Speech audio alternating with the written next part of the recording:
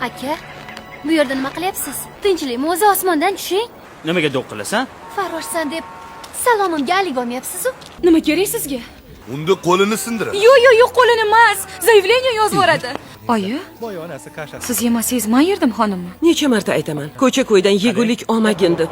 Indamasdan emas, arazlab ketgan u. Men bilan svidaniyaga chiqdim demoqchimisiz? Ha, o'zi chaqirdingizmi?